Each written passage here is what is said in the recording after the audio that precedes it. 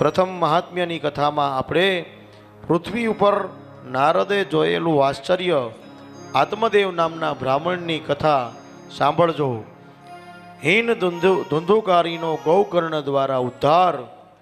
પ્રથમ સ્કંદમાં નચિકેતાની કથા, અશ્વત્થામાની કથા, ભીષ્મ સ્તુતાની કથા, ભીષ્મ દ્વારા સ્તુતિ કરી ભગવાનને પ્રાપ્ત કરવાની કથા, દ્વારિકામાં શ્રી કૃષ્ણનો સત્કાર, પરીક્ષિતનો જન્મ, યુધિષ્ઠિર સાથે નારદજીનું મિલન, છેવટે પાંડવો હિમાલયમાં લીન થયા, રાજા પરીક્ષિતની કથા.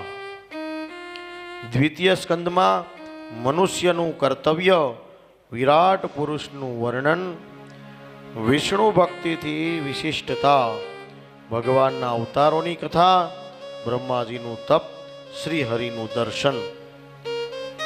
તૃતીય સ્કંદમાં શ્રી કૃષ્ણ વિદુરજીની ઝૂંપડીએ ગયા, વિદુરજીની તીર્થયાત્રા, શ્રી કૃષ્ણના ગોકુળમાં બાળ ચરિત્રના સ્મરણો, મથુરા તથા દ્વારકામાં શ્રી કૃષ્ણના ચરિત્રો, મહતત્વની સૃષ્ટિની ઉત્પત્તિ, 10 પ્રકારની પ્રકૃતિ, પ્રાકૃત અને વૈકૃત સૃષ્ટિઓ, બ્રહ્માજીની માનસી સૃષ્ટિ, બ્રહ્માની મૈથુની સૃષ્ટિ, ભગવાનનો વરાવતાર, હિરણ્યાક્ષ અને હિરણ્યકશ્યપની ઉત્પત્તિ, વૈકુંઠમાં જય વિજયને સનત કુમારોનો શ્રાપ, હિરણ્યાક્ષની કથા, કરદમ ઋષિને કપિલદેવની કથા, કપિલદેવનો જન્મ, કપિલદેવનું સાંખ્ય દર્શન.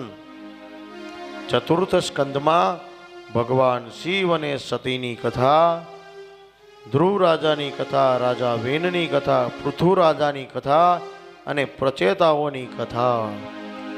પાંચમા સ્કંદમાં પ્રિયવ્રતની રાજ્યસ્થિતિ, જ્ઞાન નિષ્ઠા, નાભી રાજાનું ચરિત્ર, ભરતજીની કથા. ષષ્ઠમ સ્કંદમાં અજામિલની કથા, પ્રચેતા દક્ષની કથા, વિશ્વરૂપની કથા, વત્રાસુર ઇન્દ્રની કથા અને ચિત્રકેતુની કથા. સપ્તમ સ્કંદમાં હિરણ્યકશ્યપનું ચરિત્ર, પ્રહલાદની કથા, શિવજીએ 3 નગરોનો નાશ કર્યો એની કથા. આઠમા સ્કંદમાં ગજેન્દ્ર મોક્ષ, સમુદ્ર મંથનની કથા, મોહિની સ્વરૂપથી શિવજી મોહને પામ્યા, બલિરાજાની કથા, વામન ભગવાનની કથા અને ભગવાનનો મત્સ્ય અવતાર. નવમા સ્કંદમાં સુધમ્નની કથા, ચ્યવન ઋષિની સુકન્યાની કથા, બલરામ રેવતીની કથા, નાભાગની કથા, રાજા અંબરીશની કથા, સૌભરી ઋષિની કથા, ત્રિશંકુની કથા, રાજા હરિશ્ચંદ્રની કથા, સગર રાજા તેમના પુત્રની કથા, સૌદાસની કથા, ભગવાન શ્રી રામની કથા, ચંદ્રવંશનું વર્ણન, પૂર્વા ઉર્વશીની કથા, પરશુરામની કથા, યયાતિની કથા, દુષ્યંત પુત્ર ભરતની કથા.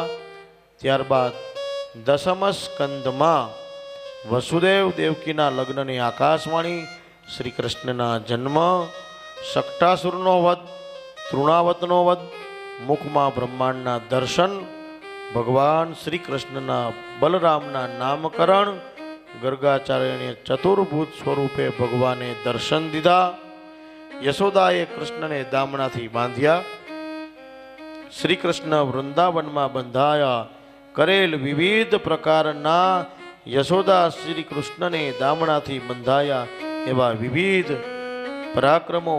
ત્યારબાદ વત્સાસુરનો વધ, બકાસુરનો વધ, અઘાસુરનો વધ, વનભોજન, ધેનુકાસુરનો વધ, કાલિય દમન, પ્રલંબાસુરનો વધ, વેણુગીત, વસ્ત્રહરણ લીલા, ગોવર્ધન ભગવાનની પૂજા, કૃષ્ણ નંદજીનું વરુણ લોકમાંથી પાછા લાવ્યા, મહારાસલીલા, અજગરથી નંદરાયની મુક્તિ, અરિષ્ટાસુરનો વધ, અક્રૂરનો ગોકુળમાં સત્કાર, મથુરામાં ધોબીનો નાશ, કુવલિયા પીડ હાથીનો વધ, ઉગ્રસેનનો રાજ્યાભિષેક, શ્રી કૃષ્ણના નંદ બાબાને આપેલ આશ્વાસન, ઉદ્ધવજી ગોકુળ ગયા શ્રી કૃષ્ણ કુબ્જાનો ઉદ્ધાર કર્યો.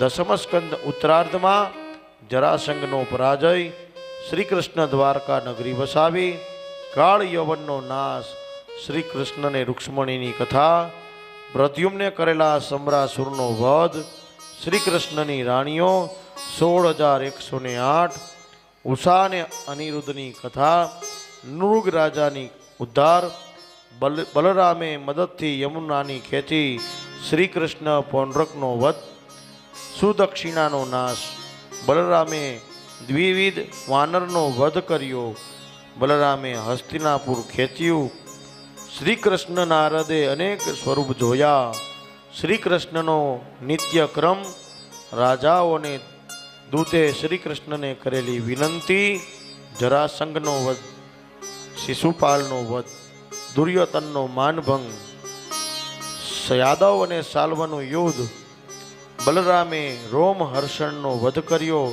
ત્યારબાદ શ્રી સુદામાજીની કથા, કુરુક્ષેત્રમાં છવાયેલ શ્રી કૃષ્ણ, કુરુક્ષેત્રમાં વસુદેવનો યજ્ઞ મહોત્સવ, અર્જુને કરેલું સુભદ્રાનું હરણ.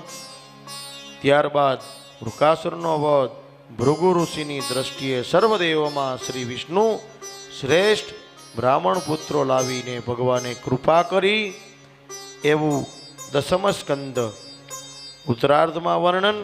ત્યારબાદ એકાદશ સ્કંદમાં યાદવોને શ્રાપ, નિમિ રાજાના નવ યોગેશ્વરોનો સંવાદ, શ્રી કૃષ્ણને ઉદ્ધવજીનો સંવાદ, દત્તાત્રેયના 24 ગુરુઓ, યાદવ કુળનો સંહાર, કળયુગની સ્થિતિ, પરિસ્થિત રાજાને મોક્ષ અને માર્કંડેય ઋષિની કથા.